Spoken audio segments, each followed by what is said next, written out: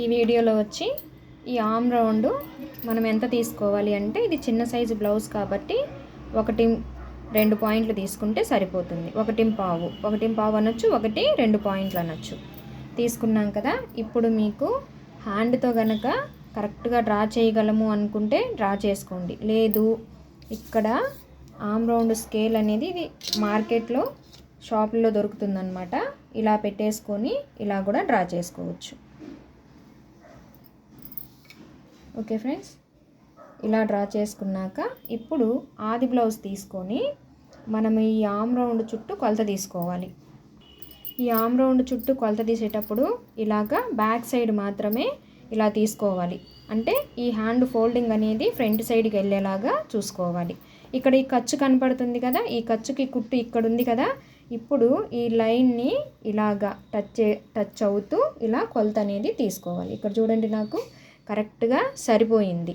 అంటే చిన్న సైజు వాళ్ళకి ఈ ఆమ్ రౌండ్ అనేది ఎంత పెట్టాలి ఏంటి అనేది మనం బ్లౌజ్ని బట్టే ఒక ఐడియా వచ్చేస్తుంది. అయితే ఇది అందరికీ రాదండి. చాలా వరకు బ్లౌజులు సెట్ అవుతాయి కానీ ఎవరికో ఏంటో సెట్ అవ్వదన్నమాట. సో నాకు ఇక్కడ కరెక్ట్గా సరిపోయింది. మీరు కూడా ఇదే విధంగా కొలత అనేది చూసుకోండి, కరెక్ట్గా వస్తుంది.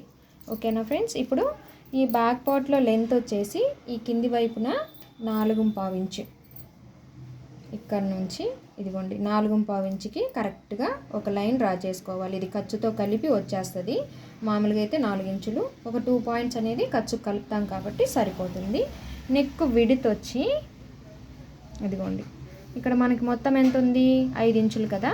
ఇక్కడ నెక్ విడ్త్ వచ్చేసి 2 ఇంచులు. ఎందుకంటే ఇది చిన్న సైజు బ్లౌజ్ కాబట్టి 2 ఇంచులు సరిపోతుంది.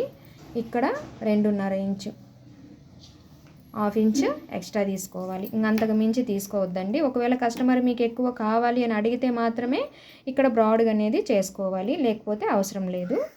ఇలా స్ట్రైట్గా ఒక లైన్ డ్రా చేసుకొని బ్యాక్ పార్ట్లో మీరు ఏమైనా డిజైన్ పెట్టాలనుకుంటే దానికి తగ్గట్టు డ్రా చేసుకోవాలి. లేదా రౌండ్ పెట్టాలనుకుంటే ఇలా డ్రా చేసుకోవాలి. ఓకే ఫ్రెండ్స్, ఇక్కడ నుంచి జస్ట్ ఒక్క పాయింట్ లైన్కి ఇటు సైడ్గా వచ్చేసి ఇలా డ్రా చేసుకుంటే మనకి ఆ నెక్ రౌండ్ అనేది నీట్గా ఉంటుంది. మళ్ళీ బ్రాడ్గా వెళ్ళిపోవద్దండి. అడిగితే మాత్రమే పెట్టండి, అడగకపోతే నార్మల్గా మీరు ఎలాగైతే డ్రా చేస్తారో అలాగే డ్రా చేసుకోండి, సరిపోతుంది. ఈ విధంగా డ్రా చేసుకోవాలి.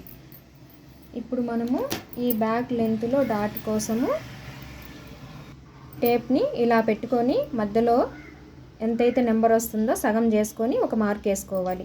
లేదంటే టేప్ని ఇలా ఫోల్డ్ అయినా పెట్టుకొని వేసుకోవచ్చు మార్కింగ్ అనేది. అటు ఒక 1/2 ఇంచు, ఇటు ఒక 1/2 ఇంచు. అండ్ హైట్ వచ్చేసి వీళ్ళకి